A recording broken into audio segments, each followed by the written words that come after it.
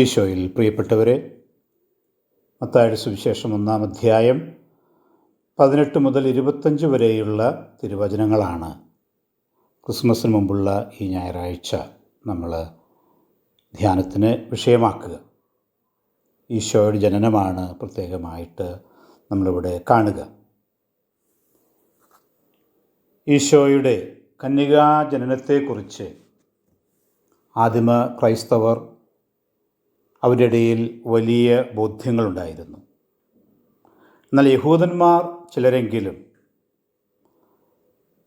യേശുവിൻ്റെ പിതൃത്വത്തെപ്പറ്റി ചോദ്യങ്ങൾ ഉന്നയിച്ചിരുന്നു. ഇവന് ഈ ജ്ഞാനവും ശക്തിയും എവിടെ നിന്ന്? ഇവനാ തച്ചൻ്റെ മകനല്ലേ? മറിയമല്ലേ ഇവൻ്റെ അമ്മ?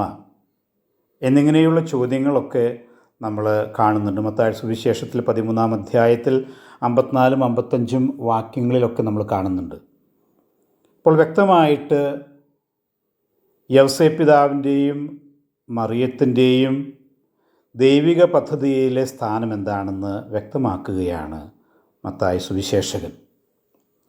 യേശു എന്ന് പേരിടുന്നത് വഴി ജോസഫ് നിയമപരമായി മറിയത്തിൻ്റെ ഭർത്താവാകുന്നു, യേശുവിൻ്റെ വളർത്തുപിതാവുമാകുന്നു.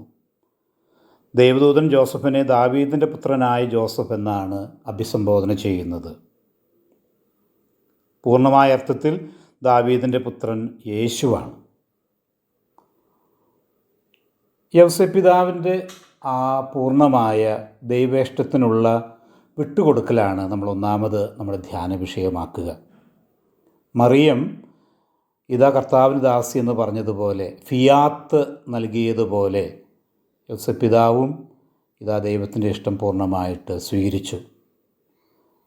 വിശദീകരണങ്ങളൊന്നും ആവശ്യപ്പെടാതെ പൂർണ്ണമായിട്ടും യൗസേ പിതാവ് ദൈവേഷ്ടത്തിന് കീഴ്വഴങ്ങുകയാണ്, സഹകരിക്കുകയാണ്.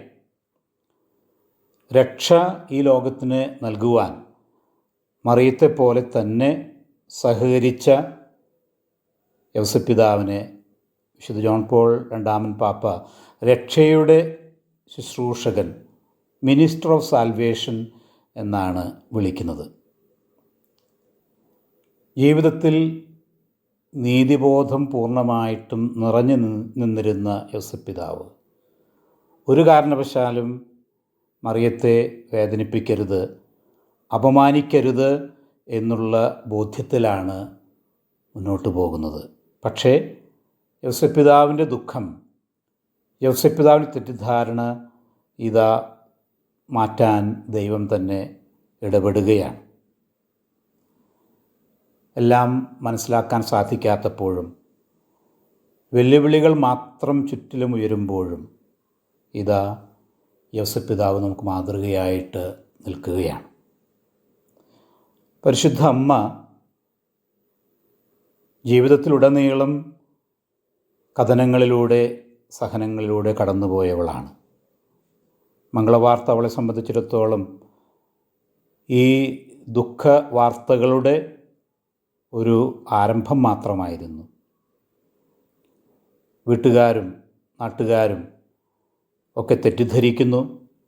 ദുർഘടമായ യാത്ര, ബെത്ലഹേമിലേക്കുള്ള യാത്ര, അവിടെയുള്ള തിരസ്കരണം, പരിത്യക്താവസ്ഥയിൽ ഇതാ തൊഴുത്തിൽ, കാലിത്തൊഴുത്തിൽ ഉണ്ണീശോയ്ക്ക് ജന്മം കൊടുക്കേണ്ട അവസ്ഥ, ഇങ്ങനെ ജീവിതത്തിലെ തിരസ്കരണങ്ങളുടെ ഒരു ഘോഷയാത്രയാണ് മറിയത്തിൻ്റെ ജീവിതം.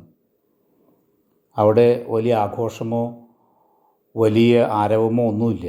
എങ്കിലും യേശുവിനെ ഈ ലോകത്തിന് നൽകുക തൻ്റെ ജീവിത ദൗത്യമായിട്ട് മറിയം സ്വീകരിച്ച് ഇതാ എല്ലാം ദൈവത്തിൻ്റെ ഇഷ്ടത്തിന് സമർപ്പിക്കുകയാണ്.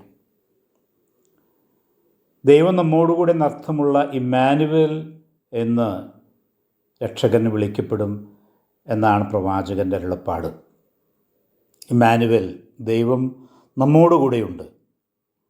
ഈ ഒരു വലിയ സത്യം മഹാമാരിയുടെ കാലഘട്ടത്തിൽ നമ്മൾ ഓർക്കുന്നത് നല്ലതാണ്. സ്പേ സാൽവി എന്നുള്ള തൻ്റെ ലേഖനത്തിൽ, പ്രത്യാശയിൽ രക്ഷ എന്നുള്ള തൻ്റെ ലേഖനത്തിൽ ബെനഡിക്റ്റ് പാപ്പ കോൺസലേഷൻ എന്നുള്ള പദം, അതിൻ്റെ അർത്ഥം വ്യക്തമാക്കുന്നുണ്ട്. കോൺസൊലേഷൻ എന്നുള്ള പദം 2 ലാറ്റിൻ വാക്കുകളാണ്. കോൺ സൊലാസിയോ. സൊലാസിയോ എന്ന് പറയുമ്പോൾ തനിച്ചായിരിക്കുന്ന അവസ്ഥ, ഏകാന്തത. ആ ഏകാന്തതയിൽ കൂടെ ആയിരിക്കുക എന്നുള്ളതാണ് കോൺസൊലേഷൻ എന്നുള്ള വാക്കിൻ്റെ അർത്ഥം. ആ അർത്ഥത്തിൽ യഥാർത്ഥ കോൺസൊലേഷൻ നൽകുന്നവൻ, യഥാർത്ഥ കൺസോളർ ദൈവമാണ്. ദൈവം ഇതാ നമ്മളെ ആശ്വസിപ്പിക്കുന്നു, നമ്മുടെ ഏകാന്തതയിൽ നമ്മോടൊപ്പം വസിക്കുന്നു, കൂടെ വസിക്കുന്നു. ആ ദൈവമാണ് ഇമ്മാനുവേൽ. ഒരു പക്ഷേ ഈ വർഷത്തെ ക്രിസ്മസ് നമുക്ക് ഏറെ ദുഃഖങ്ങൾ, കഷ്ടപ്പാടുകളൊക്കെ നൽകുന്നതാണ്. മഹാമാരിയുടെ പശ്ചാത്തലത്തിൽ ബുദ്ധിമുട്ടുകളിലൂടെ കടന്നു പോകുമ്പോൾ ഒരുപക്ഷേ തിരുക്കുടുംബം അനുഭവിച്ച അതേ പരിത്യക്താവസ്ഥയും ദാരിദ്ര്യവും കഷ്ടപ്പാടുകളും രോഗാവസ്ഥകളുമൊക്കെ നമ്മളും ഏറ്റെടുത്തപ്പോൾ ഈ വർഷത്തെ ക്രിസ്മസ് അത് ദൈവം നമ്മെ ഉപേക്ഷിച്ചതല്ല. ദൈവം തീർച്ചയായിട്ടും ഇതാ പുൽക്കൂട്ടിലെന്ന പോലെ നമ്മുടെ ഭവനത്തിലും നമ്മോടൊപ്പമുണ്ട് എന്നുള്ള വലിയ സത്യമാണ് എന്ന് നമുക്ക് ഓർക്കാം. പ്രതീക്ഷയോടെ, നിറഞ്ഞ സന്തോഷത്തോടെ നമുക്ക് ക്രിസ്മസ് ആഘോഷിക്കാം. നമ്മുടെ ഹൃദയത്തിൽ, മനുഷ്യരാശിയിൽ, നിരാശയിൽ നിബന്ധിച്ചിരിക്കുന്ന ലോകത്തിൽ ഈശോയുടെ ജനനം പ്രത്യാശയും സന്തോഷവും കൊണ്ടുവരട്ടെ എന്ന് നമുക്ക് പ്രത്യേകമായി പ്രാർത്ഥിക്കാം. ഏവർക്കും ക്രിസ്മസിൻ്റെ മംഗളങ്ങൾ നേരത്തെ തന്നെ നേരുന്നു. Dashing through the snow in a one-horse open sleigh.